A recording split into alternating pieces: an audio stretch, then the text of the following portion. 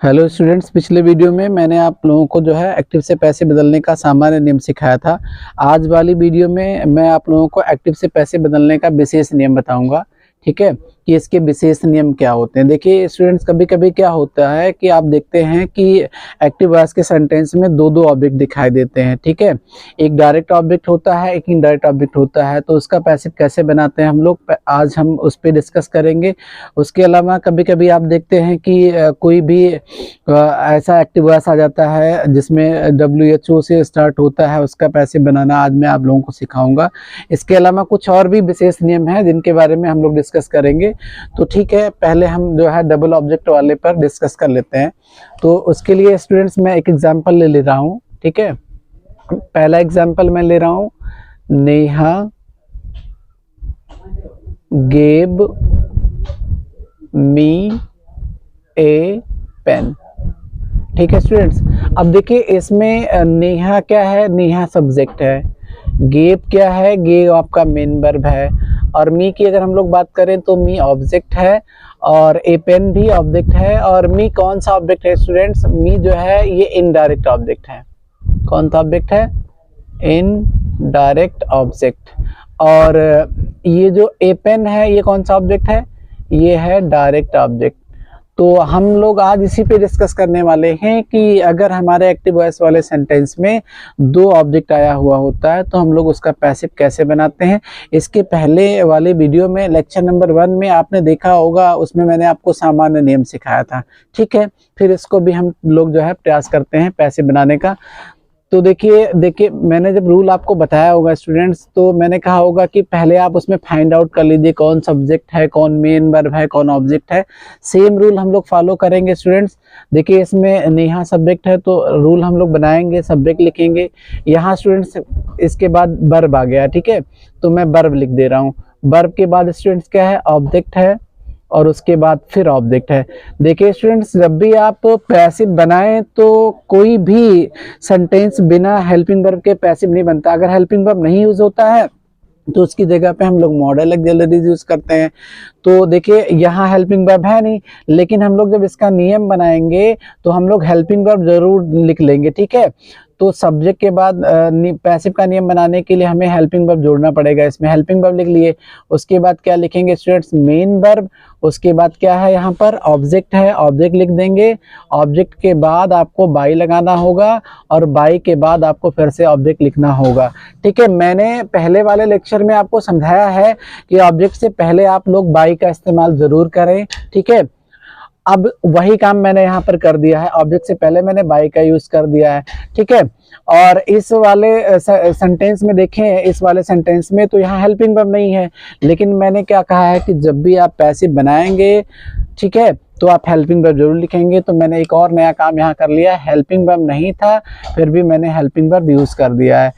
एक और चीज़ मैंने जो पहले वाले लेक्चर में आपको समझाया हुआ है वो ये कि जब भी आप पैसिव बनाएं तो सब्जेक्ट को लेकर के जाएं, ऑब्जेक्ट की जगह पे लिख दें और ऑब्जेक्ट बना करके ऑब्जेक्ट फॉर्म में लिखेंगे। और जो ऑब्जेक्ट होगा एक्टिव वॉइस का उसको ले आएंगे सब्जेक्ट के स्थान पर और सब्जेक्ट फॉर्म में लिख देंगे। ठीक है, वही काम किया गया है। ठीक है स्टूडेंट्स, अब देखिए इसका पैसिव बना लेते हैं हम लोग, नेहा गेव मी अ पेन। ठीक है, तो देखिए ऑब्जेक्ट ए पेन को आप आगे लेकर के आकर के बना सकते हैं, मी को भी आगे लेकर के आके बना सकते हैं। तो सबसे पहले मैं ए पेन को आगे लेकर के आकर के आपको सिखाने का प्रयास करता हूं। तो देखिए ए पेन हम आगे ले आ रहे हैं। ठीक है, मतलब आगे का मतलब सब्जेक्ट के रूप में लिख ले रहे हैं। ठीक, उसके बाद क्या कह रहा है स्टूडेंट्स, आप हेल्पिंग वर्ब यूज करें। तो हेल्पिंग वर्ब हम लोग यूज करेंगे टेंस बदल करके ना। तो टेंस बदलेंगे तो देखिए ये किस टेंस का वाक्य है, तो Neha gave me a pen, ये जो है स्टूडेंट्स ये जो है पास्ट इंडेफिनिट टेंस का वाक्य है। और पास्ट इंडेफिनिट टेंस का वाक्य जब होता है एक्टिव वॉइस का, तो जब हम लोग पैसिव बनाते हैं तो वो बदल जाया करता है, पास्ट कंटिन्यूअस हो जाया करता है। तो पास्ट कंटिन्यूअस के हेल्पिंग वर्ब का आपको प्रयोग करना है। तो पास्ट कंटिन्यूअस के टेंस का जो हेल्पिंग वर्ब है स्टूडेंट्स वो वाज या वर है। तो ए पेन है यहाँ पर सब्जेक्ट आपका, इसलिए हम लोग वर का प्रयोग नहीं करेंगे, यहाँ पर वाज का ही प्रयोग कर लेंगे। ठीक है, अब वाज हो गया, आपने हेल्पिंग वर्ब यूज कर दिया। अब हेल्पिंग वर्ब के बाद क्या करना है, वर्ब लिखना है। और पैसिव बनाते समय वर्ब सदैव थर्ड फॉर्म में ही लिखा जाता है, ये भी मैंने आपको पहले वीडियो लेक्चर में समझाया हुआ है। तो यहाँ पर आपके जो है वर्ब का थर्ड फॉर्म यूज करना पड़ेगा। तो गेब का थर्ड फॉर्म जो होता है स्टूडेंट्स वो होता है गिवन, गिवन, ठीक है। गिवन यूज हो गया, वर्ब का थर्ड फॉर्म यूज हो गया। उसके बाद क्या कह रहा है कि जो बचा हुआ ऑब्जेक्ट है वो आप लिख दें। तो बचा हुआ ऑब्जेक्ट आपके पास क्या है, यहाँ पर मी है, क्योंकि ए पेन तो आगे करके आपने बना दिया था, सब्जेक्ट के रूप में यूज करके बना दिया, तो मी को आप यहाँ पर लिख दीजिए, ठीक है स्टूडेंट्स। उसके बाद कह रहा आप बाई का प्रयोग करें, तो फिर आप बाई का प्रयोग कर दीजिए। उसके बाद कह रहा है कि आप ऑब्जेक्ट लिख दें, तो ऑब्जेक्ट कौन बनेगा, ऑब्जेक्ट सब्जेक्ट ही तो जाकर के उधर बनेगा, तो सब्जेक्ट कौन है, नेहा है, तो ऑब्जेक्ट के रूप में आपको क्या यूज करना होगा, नेहा यूज करना होगा, ठीक है स्टूडेंट्स। तो आपने बना दिया, देख लिया, देखे, ठीक है, Neha gave me a pen का आपने बना दिया, जो है passive, a pen was given me by Neha. इसका एक और तरीके से पैसिव बन सकता है स्टूडेंट्स। अब की बार हम लोग क्या करते हैं, इस मी को सब्जेक्ट बना करके लिख लेते हैं। तो जब हम लोग मी को सब्जेक्ट बना के लिखेंगे, तो मी को सब्जेक्ट जब बनाएंगे तो आई हो जाएगा। उसके बाद फिर से हेल्पिंग वर्ब यूज करेंगे, तो हेल्पिंग वर्ब फिर से यूज करेंगे तो फिर से वाज ही आने वाला है, क्योंकि टेंस तो सेम ही है, केवल हम लोग क्या कर रहे हैं, ऑब्जेक्ट जो है थोड़ा सा इधर उधर कर दे रहे हैं। उसके बाद क्या यूज करेंगे स्टूडेंट्स, हम लोग फिर से वर्ब का थर्ड फॉर्म यूज करेंगे, क्योंकि सब्जेक्ट के बाद हेल्पिंग वर्ब लिखना था, सब्जेक्ट के बाद मैंने हेल्पिंग वर्ब लिख दिया। उसके बाद वर्ब का थर्ड फॉर्म, तो वर्ब थोड़ी बदलेगा, वर्ब तो वही रहेगा ना, सेम ही, तो गिवन हो गया। अब देखिए यहाँ मैंने मी यूज किया था, क्यों यूज किया था, इसलिए यूज किया था क्योंकि मी ऑब्जेक्ट के रूप में यहाँ पढ़ा था। अब की बार मी तो सब्जेक्ट के रूप में आई, मी जो है यहाँ आकर के सब्जेक्ट बन गया है, ठीक है। तो हम लोग यहाँ पर क्या करेंगे, ए पेन को पढ़ा रहने देंगे, ठीक है। उसके बाद क्या यूज करना है आपको, बाई वही, ठीक है। और उसके बाद ऑब्जेक्ट, तो सब्जेक्ट ही तो ऑब्जेक्ट बनेगा, तो फिर से नेहा यहाँ पर हो जाएगा आपका ऑब्जेक्ट। तो इसका दो पैसिव हो गया स्टूडेंट्स, चाहे आप ऐसे बना लें, a pen was given me by Neha, चाहे बना लें I was given a pen by Neha. तो ये डबल ऑब्जेक्ट का मैंने आपको बता दिया है स्टूडेंट्स, जो है आप थोड़ा सा ट्राई करिएगा, बनाने का प्रयास करिएगा, और फिर वो आप बना सकेंगे, ठीक है। अब हम इसको रफ करके आपको जो है थोड़ा सा एक और WHO वाला पैसिव बनाना सिखाते हैं, कि WHO वाले सेंटेंसेस का आप पैसिव कैसे बनाएंगे, ठीक है स्टूडेंट्स। तो WH वर्ड का भी मैं सिखा दे रहा हूं, तो इसको रफ कर दे रहा हूं।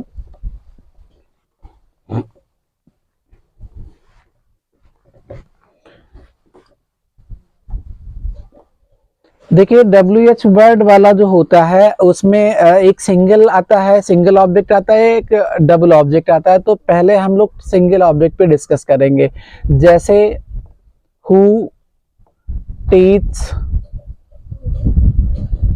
you, ठीक है, एक ये हो गया। और एक कभी कभी इस टाइप का आ जाता है जिसमें डबल ऑब्जेक्ट होता है, जैसे who teaches you English, एक इस टाइप का आ जाता है। देखिए स्टूडेंट्स, यहाँ देखिए हु आया हुआ है। अब देखिए आपको अगर जानकारी नहीं है स्टूडेंट, तो मैं बता दूं, हु एक ऐसा क्वेश्चन वर्ड होता है जो क्वेश्चन वर्ड का तो काम कर ही लेता है, साथ ही साथ ये सब्जेक्ट का भी काम कर लेता है। कभी भी किसी भी टेंस में जब आप देखेंगे हु का जो प्रयोग किया जाता है वो एज अ सब्जेक्ट यूज किया जाता है, ठीक है, क्योंकि ये सब्जेक्ट की ही जगह पर लिखा जाता है। तो ये सब्जेक्ट का भी काम कर लेता है और क्वेश्चन वर्ड का भी काम कर लेता है, मतलब ये प्रश्न भी पूछता है। लेकिन स्टूडेंट जब हम यहाँ बनाएंगे पैसिव में, तो हम इसका प्रयोग कैसे करेंगे, हम लोग इसको क्वेश्चन वर्ड मान करके ही बनाएंगे। तो देखिए ये क्वेश्चन वर्ड भी है इस समय और यही सब्जेक्ट भी है। और ये टीच क्या है स्टूडेंट, टीच जो है ये वर्ब है, मेन वर्ब है, और ये यू क्या है, ये यू है ऑब्जेक्ट। देखिए जब भी आपको पैसिव बनाना हो तो आप देखें यहाँ सेंटेंस जो है वो इंट्रोगेटिव है, तो आप इंट्रोगेटिव का थोड़ा सा रूल लिख लें और उसके बाद फिर पैसिव बनाए।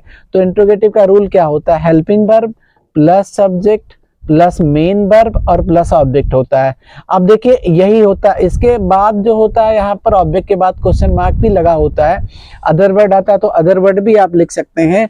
तो यहीं से पैसिव का नियम जो है वो जनरेट हो जाता है, बन जाता है स्टूडेंट्स। तो कैसे बनाएंगे पैसिव का नियम, देखिए ऑब्जेक्ट से पहले आप बाई लगा देंगे, यही सोच रहे होंगे ना। नहीं, ऐसा नहीं करेंगे हम लोग, चूंकि यहाँ स्पेशल रूल हम लोग पढ़ रहे हैं।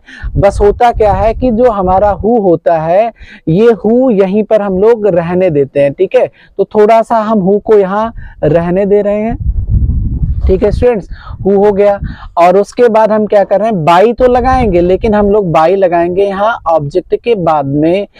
और ऑब्जेक्ट के बाद में जब हम लोग बाई लगाएंगे तो यहाँ क्वेश्चन मार्क थोड़ा सा उधर चला जाएगा, थोड़ा सा खिसक जाएगा। तो ये पैसिव का रूल बन गया है स्टूडेंट्स। अब ये पैसिव का रूल बन गया, तैयार हो गया है, और इसी पे आप जो है इसका पैसिव बना लीजिए। ये क्या कह रहा है, पहले हु लिखिए, तो हु लिख दिया गया। उसके बाद क्या कह रहा है, हेल्पिंग वर्ब यूज करें, तो हेल्पिंग वर्ब यूज करेंगे टेंस बदल करके ना। तो यहाँ देखिए ये किस टेंस का वाक्य है, हु टीच यू। तो हु टीच यू जो है वो प्रेजेंट इंडेफिनिट टेंस का वाक्य है।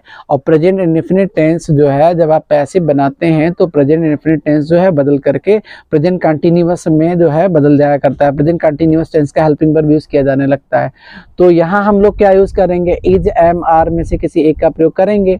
तो देखिए इज एम आर में से किसी एक का प्रयोग तो करेंगे, लेकिन थोड़ा सा हमें ये देखना होगा कि हमारा सब्जेक्ट कौन बनेगा। तो आप देख रहे हैं सब्जेक्ट आपका यहाँ आएगा, यू आकर के यहाँ बनेगा अभी, क्योंकि यहाँ ऑब्जेक्ट यू है, और जो है ये एक्टिव वॉइस का ऑब्जेक्ट ही तो पैसिव वॉइस में आकर के सब्जेक्ट बनता है। तो हम लोग यहाँ इज और एम तो यूज नहीं कर सकते, हमें यूज करना होगा आर, ठीक है। हेल्पिंग वर्ब यूज हो गया। उसके बाद क्या कह रहा है कि आप सब्जेक्ट यूज करें, तो जो यहाँ ऑब्जेक्ट है उसी को सब्जेक्ट बनाना है, तो आप यहाँ यू को सब्जेक्ट बना करके लिख दें। उसके बाद क्या कह रहा है स्टूडेंट्स, कह रहा है कि वर्ब लिखें। तो पैसिव में हमेशा वर्ब का थर्ड फॉर्म लिखा जाता है, तो टीच का थर्ड फॉर्म जो होगा वो टाट होता है, टाट, ठीक है।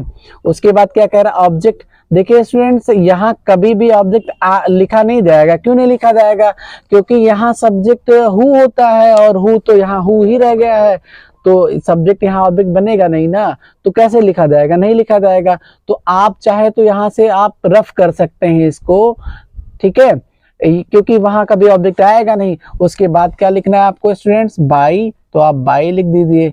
और उसके बाद क्या कह रहा है, क्वेश्चन मार्क लगा दीजिए। तो इसका पैसिव बन गया हु आर यू टाट बाई, ठीक है। इसका एक और तरीके से पैसिव हम लोग बना सकते हैं, थोड़ा सा मैं उसको भी आपको समझा दूं। देखिए अभी हमने क्या किया, हु को हु ही रहने दिया है। अब इसी नियम पे क्या होता है, सेम नियम रहेगा। चलिए मैं सेम नियम लिख दे रहा हूँ, इंट्रोगेटिव वाला फिर से नियम लिख दे रहे हैं, ठीक है। इंट्रोगेटिव वाला नियम लिख करके और उसके बाद फिर हम आपको समझाने का प्रयास करते हैं। तो इंट्रोगेटिव का नियम क्या होता है, helping verb plus subject plus main verb plus क्या होता है, ऑब्जेक्ट, इतना ही होता है, ठीक है स्टूडेंट्स। अब देखिए हम लोग क्या करेंगे, जब हु वाले का पैसिव बनाएंगे तो हम सेंटेंस की शुरुआत में क्या करेंगे, जो हमारा हु होगा, हु को हम लोग बदल देंगे बाई होम में। किस में बदल देंगे, बाई होम में, ठीक है। और उसके बाद तब हम लोग जो है इसका पैसिव बनाएंगे। तो हु को बदल दिया मैंने बाई होम में। एक नियम ये भी होता है, ये भी आसानी नियम है, थोड़ा सा ही परिवर्तन किया गया है। यहाँ क्या किया गया था, हु को हु ही रहने दिया गया था, बाई लास्ट में लगा दिया गया था। अब यहाँ क्या किया गया, हु को आगे ही लिख करके बाई होम में लिख करके जो है बनाना है आपको पैसिव। तो देखिए बाई होम के द्वारा जब आप बनाएंगे तो इसका पैसिव कैसे बनेगा, बाई होम आप सबसे शुरुआत में लिख दीजिए, सबसे आगे लिख दीजिए, तो ये बाई होम हो गया। उसके बाद हेल्पिंग वर्ब, तो हेल्पिंग वर्ब तो आपने टेंस एक बार बदल के रखा हुआ है ना, हेल्पिंग वर्ब वापस से उतार दीजिए, क्या हो जाएगा आर। उसके बाद सब्जेक्ट, सब्जेक्ट भी आपने यहाँ रखा हुआ है, चाहे आप यहाँ से ले लीजिए यहाँ से, और चाहे आप यहाँ से ले लीजिए।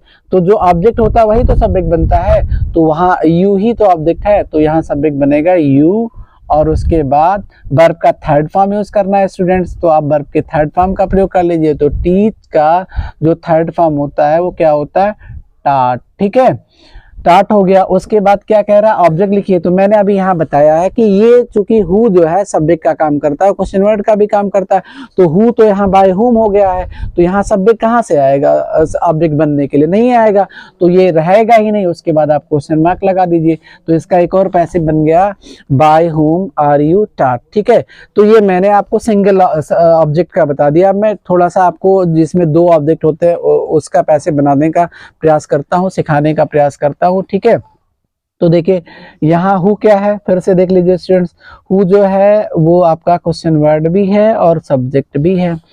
टीच क्या है स्टूडेंट्स, टीच जो है वो मेन वर्ब है, यू क्या है ऑब्जेक्ट है और ये इनडायरेक्ट ऑब्जेक्ट है, और ये इंग्लिश क्या है स्टूडेंट्स, ये आपका ऑब्जेक्ट है और ये डायरेक्ट ऑब्जेक्ट है।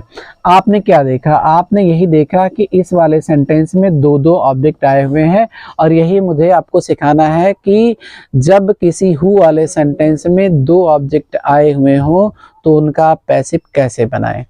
एक ऑब्जेक्ट वाला तो मैंने आपको सिखा दिया है, ठीक है।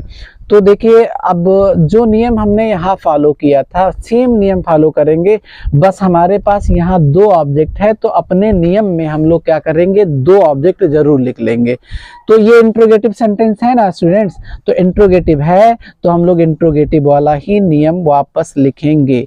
तो ठीक है, लिख दे रहे हैं इंट्रोगेटिव वाला नियम, हेल्पिंग वर्ब और plus subject plus verb plus object plus object. ठीक है, दो ऑब्जेक्ट था तो मैंने दो बार ऑब्जेक्ट लिख दिया, ये हो गया। अब देखिए जब आप पैसिव का नियम बनाएंगे तो क्या करेंगे, वापस आप चाहे तो हु को हु ही रहने दो, ठीक है, और चाहे हु को बाय हुम में बदल के बनाओ। तो मैं दोनों सिखा दे रहा हूं, यहां पर भी मैं दोनों सिखा दे रहा हूं आपको। तो देखिए जब आप हु को हु रहने देंगे तो यहाँ हु को हु रहने दिया मैंने, ठीक है। उसके बाद क्या कह रहा है, हेल्पिंग वर्ब लिखें, तो आप क्या करें, हेल्पिंग वर्ब लिख दें। उसके बाद क्या कह रहा है, सब्जेक्ट लिखें, तो आप सब्जेक्ट लिख दें। उसके बाद क्या कह रहा है, वर्ब लिखें, तो वर्ब जब आप पैसिव बनाएंगे तो थर्ड फॉर्म में यूज किया जाएगा, तो वर्ब का थर्ड फॉर्म हो गया। उसके बाद क्या कह रहा है, ऑब्जेक्ट लिखें, तो आप क्या करें, यहाँ ऑब्जेक्ट को पढ़ा रहने दें। एक और ऑब्जेक्ट है उसको भी मैं लिख दे रहा हूँ, ठीक है। और उसके बाद स्टूडेंट्स अपने नियम के अनुसार हम लोग क्या करेंगे, बाई हमें लगाना था, क्योंकि हु को हु ही रहने देते हैं और सबसे लास्ट में हम लोग बाई जोड़ते हैं, तो वो मैं वहां बाई जोड़ दिया हूँ, ये हो गया। अब इस नियम पे अगर आप पैसिव बनाएंगे इस नियम पर, तो इसका पैसिव बनेगा जरूर। कैसे बनेगा देखिए, मैं बना करके दिखा दे रहा हूँ आप लोगों को, थोड़ा समझने का प्रयास करिएगा। ये कह रहा है कि आप हु लिखें, तो हु लिख दिया मैंने, ठीक है। उसके बाद क्या कह रहा है, हेल्पिंग वर्ब लिखें, तो हेल्पिंग वर्ब जब हम लोग लिखेंगे तो टेंस बदल करके लिखेंगे ना। तो जब आप टेंस बदलेंगे तो पहले ये तो देख लीजिए कि ये जो है किस टेंस का वाक्य है, तो ये है प्रेजेंट इंडेफिनिट टेंस का वाक्य। तो प्रेजेंट इंडेफिनिट बदल के जाता है, प्रेजेंट कंटीन्यूअस हो जाता है, ठीक है। तो जब प्रेजेंट कंटीन्यूअस हो जाता है तो उसमें हेल्पिंग वर्ब क्या यूज होता है, इज एम आर। तो अभी आपको यहाँ हेल्पिंग वर्ब या तो इज लगाना होगा या तो एम लगाना होगा, ठीक है, एम लगाना होगा या तो आर लगाना होगा। तो देखिए इज एम आर लगेगा सब्जेक्ट के अनुसार। तो देखिए यहाँ पर दो ऑब्जेक्ट हैं, एक है यू और दूसरा है इंग्लिश। तो अगर हम लोग इस यू को यहाँ ला करके सब्जेक्ट के पोजीशन पे रखते हैं तो हमें यहाँ क्या लगाना होगा, आर लगाना होगा, ठीक है स्टूडेंट्स। तो मैं यहाँ आर लगा दे रहा हूँ। बट अगर हम लोग इंग्लिश को यहाँ ला करके रखते हैं तो हमें यहाँ इज लगाना होगा। तो मैं दोनों यहाँ साथ ही साथ आपको समझा दे रहा हूँ। ये हु हो गया, हु के साथ हमने आर रख दिया क्योंकि मैंने यहाँ थिंक किया है कि यू मैं यहाँ सब्जेक्ट के पोजीशन पे रखूंगा। अब की बार मैंने वापस थिंक किया कि मैं इंग्लिश को भी सब्जेक्ट के रूप में रख दूं, तो जब इंग्लिश को हम लोग सब्जेक्ट के रूप में रखेंगे तो इज भी लग जाएगा, ठीक है। तो ये हो गया। अब आपने हु लिखा, हु हो गया, हेल्पिंग वर्ब लिखा, हेल्पिंग वर्ब हो गया। उसके बाद क्या कह रहा है, सब्जेक्ट। तो आपने आर यूज किया है तो जो है आप यहाँ यू यूज कर दें सब्जेक्ट के रूप में। यहाँ इज यूज किया है आपने तो यहाँ इंग्लिश को यूज कर दें, ठीक है स्टूडेंट्स, इंग्लिश यूज कर दिया। अब देखिए क्या कह रहा है कि आप वर्ब के थर्ड फॉर्म का प्रयोग करें। तो वर्ब का थर्ड फॉर्म यहाँ फिर से टीच ही है, मतलब सॉरी फर्स्ट फॉर्म टीच ही है, तो थर्ड फॉर्म क्या होगा, टाट ही होगा। तो यहाँ थर्ड फॉर्म यूज कर दिया गया टाट, ठीक है, ये हो गया टाट।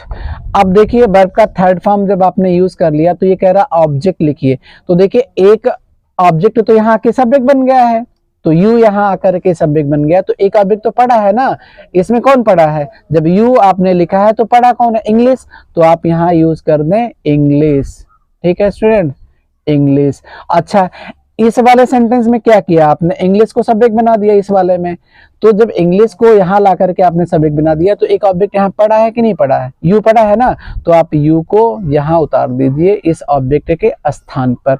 अब देखिए यहाँ डबल ऑब्जेक्ट हो नहीं सकता क्योंकि एक ऑब्जेक्ट तो आपका सब्जेक्ट बनने के लिए चला गया है, तो इसको भी आप यहाँ से कैंसिल कर दीजिए। उसके बाद क्या यूज करना है स्टूडेंट्स, नियम कह रहा बाय यूज कर दीजिए, तो मैंने बाय यूज कर दिया। उसके बाद क्या कह रहा है, आप क्वेश्चन मार्क लगा दें, तो मैंने क्वेश्चन मार्क लगा दिया। तो देखिए स्टूडेंट्स यहाँ पर आपने क्या देखा, एक ही सेंटेंस का दो आंसर मतलब दो पैसिव बन गया है।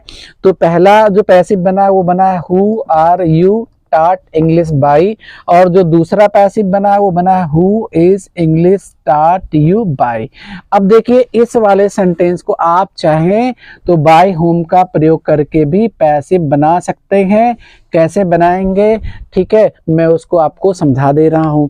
देखिए यहाँ आपने क्या किया, हु को हु रहने दिया है ना, अब की बार आप क्या करेंगे, हु को बाय होम में कन्वर्ट कर दे। तो जब बाय होम में कन्वर्ट करेंगे तो रूल सेम ही रहेगा, बस हु की जगह पे बाय होम हो जाएगा और जो यहाँ बाई है वो बाई हट जाएगा। फिर भी मैं आपको समझाने का प्रयास करता हूं।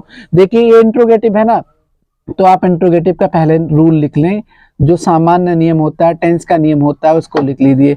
तो HB plus subject plus main verb plus object, इतना ही रूल है। दो ऑब्जेक्ट आए हुए ना स्टूडेंट्स, तो आप यहाँ पर दो ऑब्जेक्ट लिख लीजिए और लास्ट में आप क्वेश्चन मार्क लगा दीजिए। अभी देखिए हु को बाय होम में कन्वर्ट करके बदल करके आपको पैसिव बनाना है, तो जब भी आप बाय होम लिखेंगे तो बाय होम वाक्य के आरंभ में ही लिखें। तो ये बाय होम हो गया। अब देखिए नियम बन गया, अब यहाँ केवल थर्ड फॉर्म यूज करना है आपको, बाकी नियम बन के तैयार हो गया। तो कह रहा है कि आप बाय होम पहले लिखिए, ठीक है, तो बनाइए पैसिव इसका। तो बाय होम आप पहले लिख दीजिए। देखिए इसका भी पैसिव दो टाइप से बनेगा, बाय होम के द्वारा भी बनेगा क्योंकि दो ऑब्जेक्ट हैं। तो दो ऑब्जेक्ट है तो आप दो ऑब्जेक्ट हैं तो दो टाइप का बनेगा, तो दोनों एक साथ बना देते हैं, ठीक है स्टूडेंट्स। तो बाय होम यूज हो गया।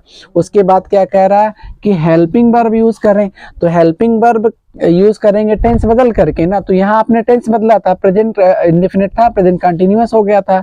तो आप जब प्रेजेंट कंटिन्यूअस हो गया था तो आपने एक बार आर यूज किया था, एक बार इज यूज किया था।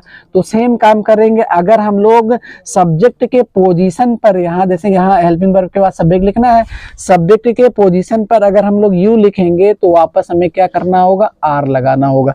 अगर हम लोग सब्जेक्ट के पोजीशन पर इंग्लिश को लिखेंगे तो हमें क्या लगाना होगा, इज लगाना होगा। ऐसा मैं क्यों कह रहा हूं, क्योंकि देखिए यहाँ दो ऑब्जेक्ट है। मैं बार बार आपको समझाने का प्रयास कर रहा हूं कि यहाँ दो ऑब्जेक्ट है, एक ऑब्जेक्ट यू है, एक इंग्लिश है। तो एक बार यू को आप सब्जेक्ट बना करके पैसिव बना सकते हैं, एक बार इंग्लिश को सब्जेक्ट के रूप में प्रयोग करके आप पैसिव बना सकते हैं। तो जब आपने आर यूज कर लिया तो अब सब्जेक्ट की जगह पे किसको लिखना होगा, आपको यू को। जब आपने जो है यहाँ इज यूज कर लिया है तो सब्जेक्ट के पोजीशन पे किसको लिखना होगा, इंग्लिश को। ठीक है स्टूडेंट्स, ये हो गया। उसके बाद वर्ब का थर्ड फॉर्म यूज करना है। तो वर्ब का थर्ड फॉर्म आप क्या यूज करेंगे, तो टीच का जो थर्ड फॉर्म होता है वो क्या होता है, टाट होता है। ठीक है स्टूडेंट, क्या होता है, टाट होता है। तो टाट यूज हो गया। उसके बाद क्या कह रहा, ऑब्जेक्ट। तो देखिए स्टूडेंट्स, ऑब्जेक्ट क्या यूज करेंगे, जब आपके पास दो ऑब्जेक्ट था तो एक तो बना यहाँ चला आया सब्जेक्ट बनने के लिए, जैसे आपने यू को यहाँ सब्जेक्ट बना दिया है, ठीक है। अभी तो इंग्लिश पढ़ा हुआ है ना, तो आप यहाँ क्या करेंगे, इंग्लिश को लिखा रहने दें, पढ़ा रहने दें, इसको कहीं लेके ना जाएं। दूसरे वाले में आपने क्या किया है, इंग्लिश को यहाँ ला करके सब्जेक्ट बना दिया है। तो अब इसमें क्या पड़ा हुआ है, यू पड़ा हुआ है, तो आप यहाँ यू को पढ़ा रहने दें। ठीक है, तो ये हो गया। अब ये यहाँ एक पोजीशन तो खाली जाएगा ना, क्यों खाली जाएगा, क्योंकि यहाँ सब्जेक्ट यू है और यू तो कभी इधर आएगा नहीं सब्जेक्ट बनने के लिए, तो इसको भी आप जो है कैंसिल कर दें। और उसके बाद क्या करें स्टूडेंट्स कि आप क्वेश्चन मार्क लगा दें, तो मैंने क्वेश्चन मार्क लगा दिया दोनों में। तो आपने क्या देखा कि इसका भी दो आंसर मिला आपको। मतलब आपने क्या देखा कि जब डबल ऑब्जेक्ट होते हैं तो उसका दो आंसर हमको मिल जाता है। तो इसका पहला आंसर क्या बना, बाय होम के द्वारा, by whom are you taught English. दूसरा आंसर क्या बना, by whom is English start और उसके बाद यू। ठीक है स्टूडेंट्स, तो आई होप जो मैंने आपको समझाया है ये WHO वाला पैसिव जो है आपको अच्छे से समझ में आ गया होगा। थोड़ा सा आप प्रयास करिएगा, मॉडल पेपर से प्रयास करिएगा, जो अंशाल पेपर उससे प्रयास करिएगा, बुक में जो लिखा हुआ है उससे प्रयास करिएगा और बार बार बनाने का प्रयास करिएगा। अगर आपको कोई असुविधा होगी, समझने में कोई प्रॉब्लम होगी तो आप कमेंट सेक्शन में बताइएगा। ठीक है, इसके आगे जो है पैसिव मैं आपको नेक्स्ट वीडियो में समझाने का प्रयास करता हूँ। ठीक है स्टूडेंट्स, जय हिंद, जय भारत।